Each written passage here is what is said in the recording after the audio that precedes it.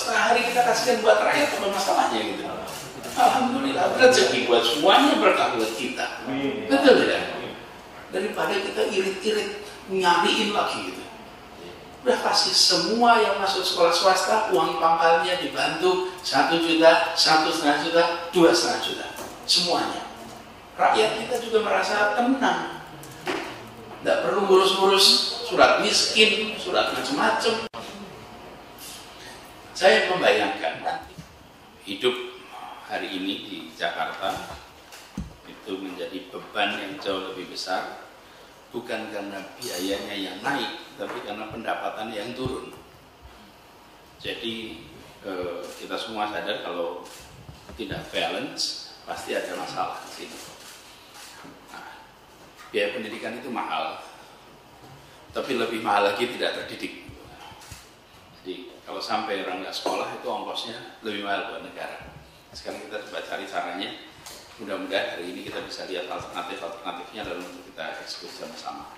Oke, Pak Asesra, silakan Pak. Assalamualaikum warahmatullahi wabarakatuh. Yang terhormat Bapak Gubernur, Bapak Sekda, Ibu Deputi, dan Bapak-Bapak, Ibu-Ibu beserta Rapim. Izinkan Bapak Gubernur menindaklanjuti arahan Bapak Gubernur terkait dengan pemberian bantuan biaya masuk sekolah. Melihatnya begini. Satu adalah soal biayanya kita terlibat. Nanti kita diskusikan ya soal angkanya.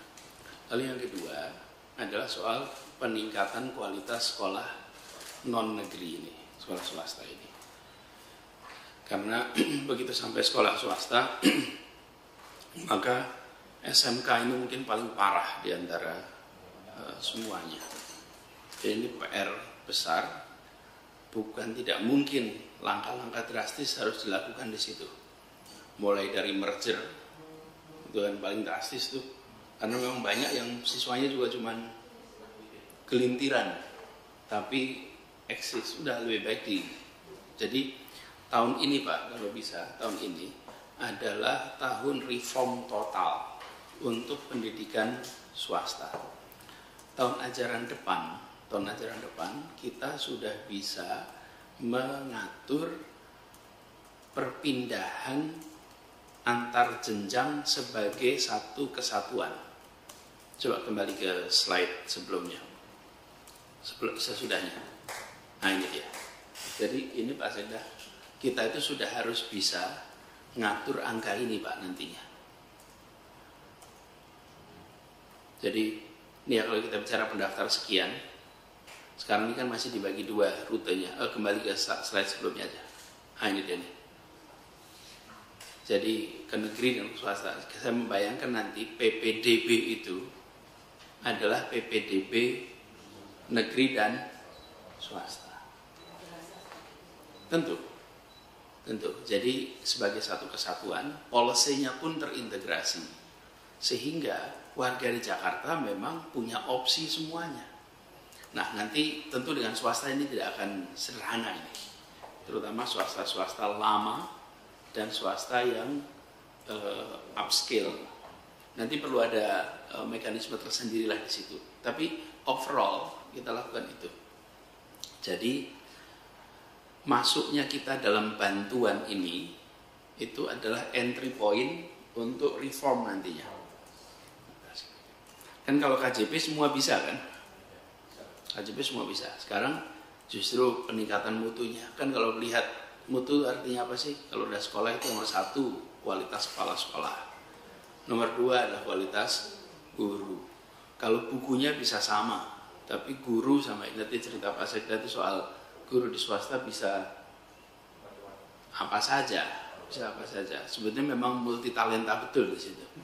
Tapi multi talenta itu kan punya implikasi bisa semua tapi tak mendalam, atau bisa spesifik tapi mendalam.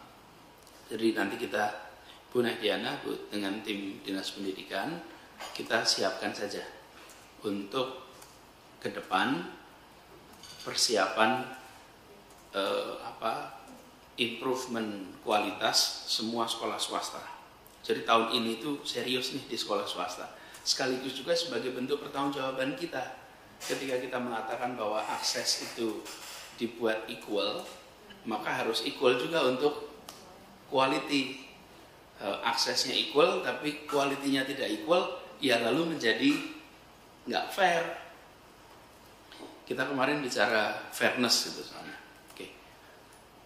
Ibu siapin roadmap-nya, undang partner untuk bisa terlibat di sini, lalu mulai dari awal tahun ini memanfaatkan pandemi untuk guru dan kepala sekolah itu mengikuti upgrading secara masif.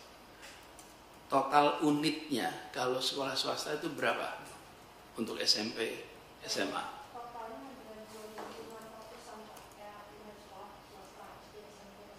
2.600, nggak banyak kalau gitu, nggak banyak.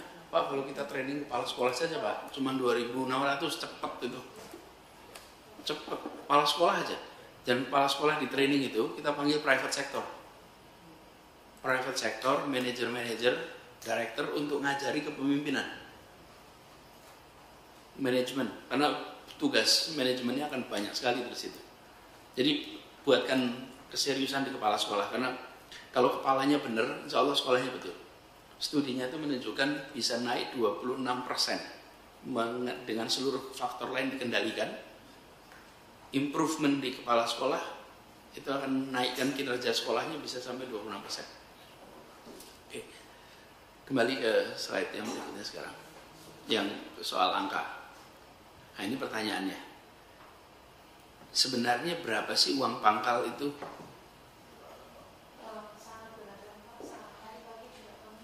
BMPS minta di swasta yang pernah ya anak KBP banyak itu memang beragam Pak, ada yang sampai 4 juta, tapi ini tadi lagi-lagi kita memang harus melihat 4 jutanya ini memang sesungguhnya ditagihkan ke masyarakat sebegitu atau memang kualitasnya nggak sampai segitu. Ini memang yang kami dengan BMPS Pak, ini yang lagi jadi PR untuk memapping. Jadi rata-rata kalau untuk yang menengah memang berkisar antara 1 sampai 4 juta Pak, yang 4 juta juga sudah tidak banyak.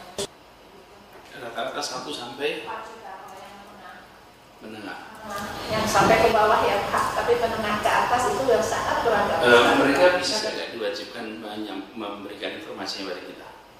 Saat ini sedang kami susun Pak, kami data 2.600. Iya, 2.600 kami kemarin 3 hari membuat sistem kecil aplikasi Pak, supaya biar kemarin juga saya datang dapodik itu lebih untuk yang swasta Pak. Jadi sekalian mendata dapodik, sekalian mendata rombel, sekalian juga mendata jumlah uang. Jadi 1 sampai 4 itu untuk jenjang menengah ke bawah Pak. bukan SMP, SMA?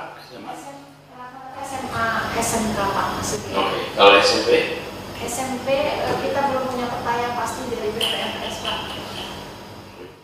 Ini memang berarti Bapak sekalian kita memang harus reform. Saya dulu ketika di Kementerian saya bilang ini namanya Kementerian Pendidikan, bukan Kementerian Persekolahan. Karena itu beda, yang kita urusin adalah pendidikan, bukan sekolah. Nah, ketika kita sampai di sini, kita bicara dinas pendidikan, itu bukan dinas pendidikan sekolah negeri, tapi dinas pendidikan semuanya. Jadi ini kita harus urusi aja semuanya. Nah, ini peluang dari di Perda nanti dimasukkan bahwa memang di Jakarta Pemprovnya bisa ikut ngatur sekolah swasta, bisa ikut ngelola, bisa ikut membuat regulasi untuk swasta. Ini Pak, saya mungkin judgement Pak, angka 2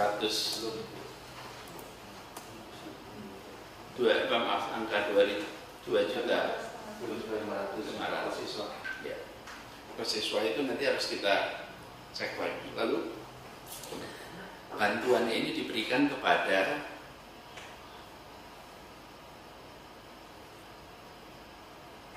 para penerima bansos ya, kira-kira 85.000 ini udah hasil padanan.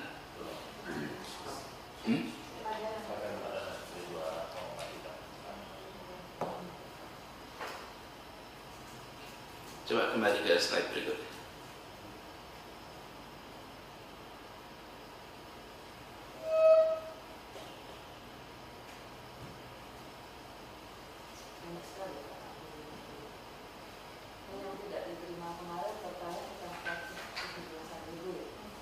Coba dipasang slide layarnya naikin coba.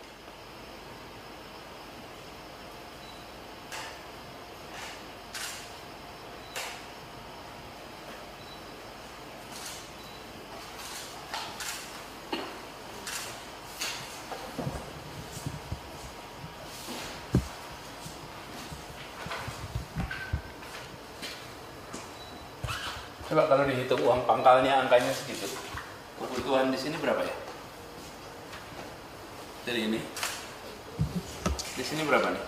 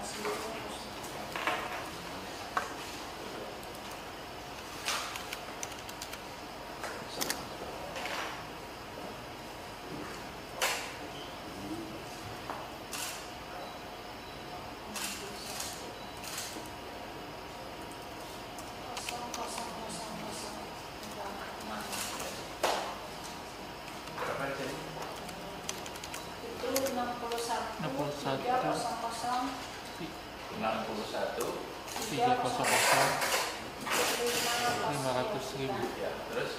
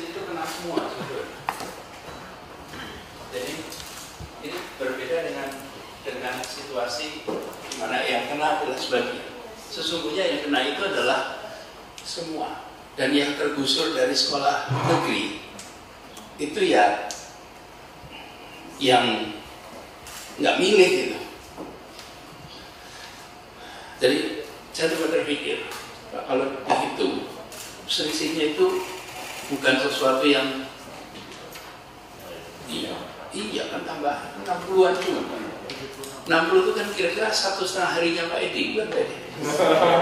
Iya, Pak Edi.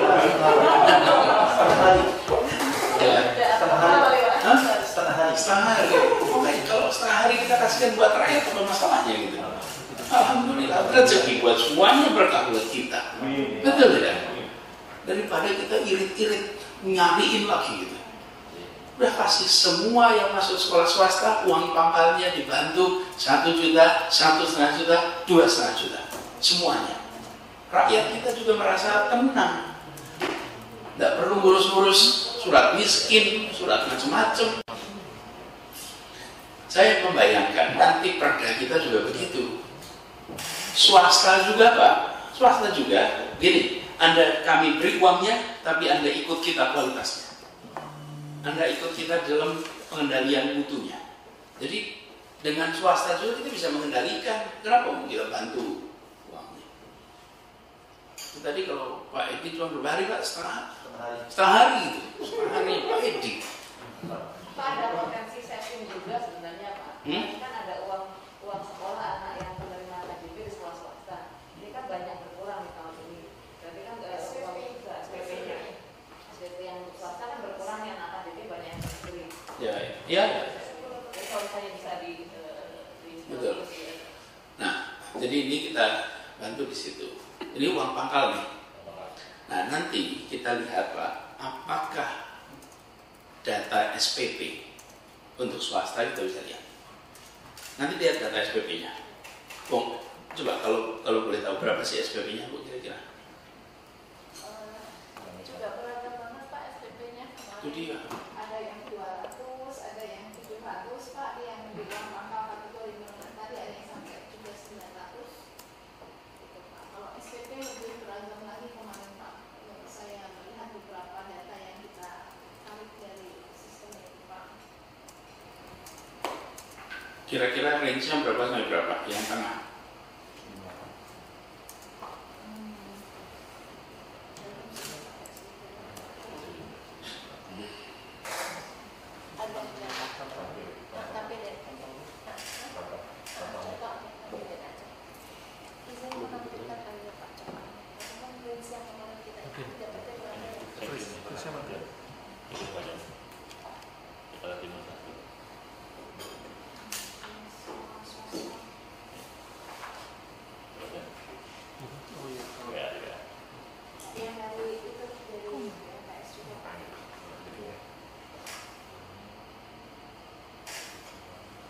Berapa range-nya?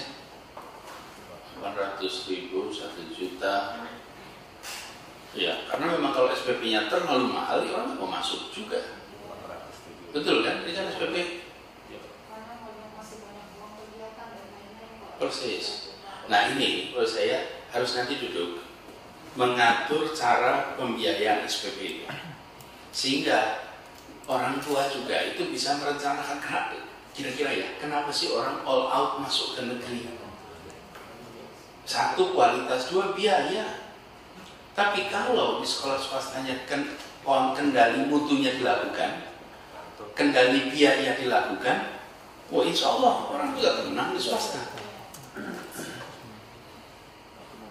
Bapak Ibu sekalian, SPP begini nih.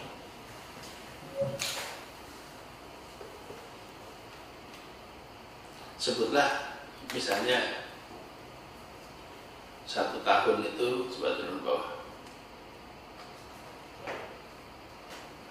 Bu, kalau unit cost sekolah negeri berapa?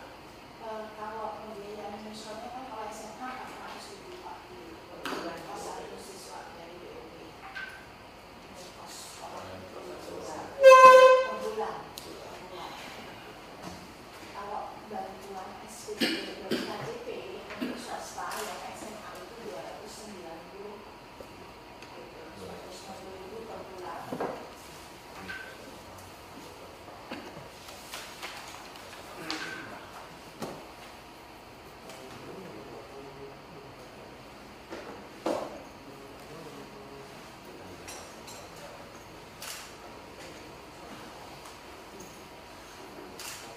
yang berada lebih tinggi negeri karena uang SPK BOP saja 400.000 itu di luar untuk guru sudah dibayar full.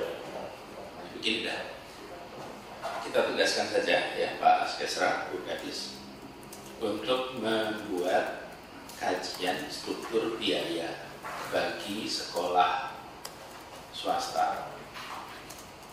Kembali ke kita pekan depan dengan kira-kira seperti ini. Terus kita mau bantunya gimana nanti? Sehingga nanti kita juga ketika merancang untuk perda itu bisa lebih leluasa. Zoom-nya bisa diperbaiki lagi nggak supaya angkanya itu kembali ke tadi?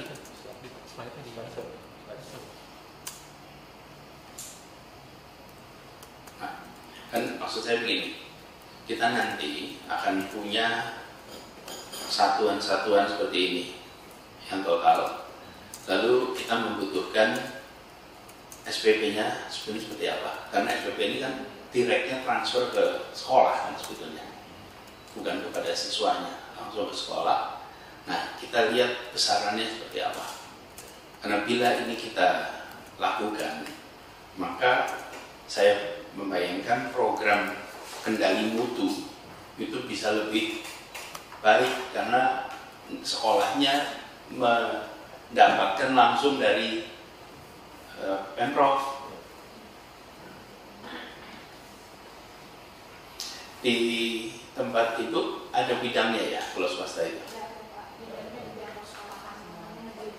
Negeri dan swasta. Ada sub bidang tidak? 4 jadi. 3 masing-masing bidang 3 menangani manajemen dan kesiswaan dan kurikulum itu untuk seluruh negeri dan swasta. Di tiap jenjang. Oke. Dimatangkan dari situ. Kemudian disusun program untuk peningkatan mutu. Tidak ada kota dengan jumlah orang-orang hasil pendidikan terbaik di Republik ini kecuali di Jakarta. Semua orang lulusan terbaik di seluruh Indonesia, muaranya di mana? Jakarta. Sayang betul kalau mereka tidak dipanggil balik ke sekolah untuk bantu sekolah-sekolah swasta. Pasti mau. Betul pasti mau. Saya cerita dikit nih Pak. Waktu itu kami itu punya ide supaya para profesional itu pulang. Jadi ceritanya gini, saya talk show bersama Pak Dahlan Iskan. Pak Dahlan Iskan waktu itu Menteri BUMN. Talk show-nya di mall pula, saya paling yang undang Pak Hermawan Kertajaya, itu kan selalu bikin acara di Mall Casablanca. Jadi beliau undang saya bicara, menterinya Pak Dahlan, lalu saya menceritakan, menggambarkan kita ini perlu mengundang mereka-mereka yang sudah lulus itu untuk kembali ke sekolahnya masing-masing. Boleh sekolah masing-masing, untuk cerita saja, sekarang saya sudah jadi apa. Rupanya Pak Dahlan Iskan itu ambil ide itu, lalu dia kumpul, dia minta para direksi BUMN untuk mengajar di sekolah tempatnya dulu sekolah. Jadi Pak, Hari Kebangkitan Nasional 20 Mei tahunnya 2000, kalau Pak Dahlan itu berarti 2013 mungkin. 2013 ya? Minggu masih ingat ya? Oke. Oh, karena ketemuan juga di situ. Oke, 2013. Seluruh direksi BUMN itu dikumpulkan Pertamina Pak. Seluruh direksi BUMN. Lalu saya diminta untuk menjelaskan kepada para direksi itu apa yang dikerjakan. Jadi saya sampaikan idenya adalah sederhana. Bapak Ibu sekalian pulang ke sekolah masing-masing. Sampai di sekolah masing-masing ceritakan perjalanan ini supaya orang dari kampung Bapak Ibu itu ingin bisa seperti rute Bapak Ibu semuanya. Sebenarnya pesannya begitulah. Nah, rupanya tidak semua senang Pak. Para direksi itu tidak semuanya senang. Lagi sibuk bulan Mei harus laporan macam-macam. Berangkatlah, tapi tugasnya dari menteri ya semua berangkat. Kira-kira akhir Mei, saya masih di kantor saya mengajar, itu ada beberapa direksi minta ketemu. Dan saya berikan satu contoh. Seorang direksi dirut BUMN amat terkenal datang ke kantor. Itu datang itu matanya berambangi kalau orang Jawa bilang itu. Matanya berkaca-kaca. Cuma mau menceritakan, Pak Anies, saya baru kembali ke SMA semenjak lulus dulu, tidak pernah kembali ke SMA lagi. Ya sudah, pulang kampung iya, tapi kembali ke SMA tidak dikerjakan. Saya baru sadar ternyata semua anak di SMA itu tahu dia, karena dia itu dijadikan contoh oleh gurunya. Nanti kalau berdiri seperti beliau itu, tapi dia sendiri tidak pernah sadar bahwa dia itu begitu besar namanya di kampungnya di Cilacap sana. Dia nggak pernah menganggap itu urusan besar sampai dia pulang, dan sesudah itu dia lalu komit untuk membantu sekolahnya all out lewat BUMN yang dia pimpin. Apa yang terjadi? Yang terjadi itu kemudian hubungannya itu lebih dari sekedar saya alumni, tapi kemudian saya ikut tanggung jawab untuk membereskan sekolah. Saya membayangkan Bapak Ibu, kalau kita mau kerjain ini all out, ya sekolah swasta, sekolah negeri diberesin, siapa sih yang diundang? Yang berada di sini semua, nggak usah pulang kampung jauh-jauh, bantulah di sini. Apalagi mumpung kita masih generasi pertama. Nah kita semua generasi pertama di sini, insya Allah. Generasi pertama itu maksudnya gini, orang tuanya kan dulu juga bukan siapa-siapa. Kita ini kan orang generasi pertama yang dinaik kelas kan. Jadi kalau diminta pulang itu lebih gampang. Tapi kalau generasi anaknya lebih susah, Pak. Karena anaknya nggak pernah ngalami itu. Naik kelas. Jadi intinya kalau sekarang kita putuskan saja ini ya Pak ya. Pak Zeda, Pak, ini ada pandangan dulu tidak tentang angka ini?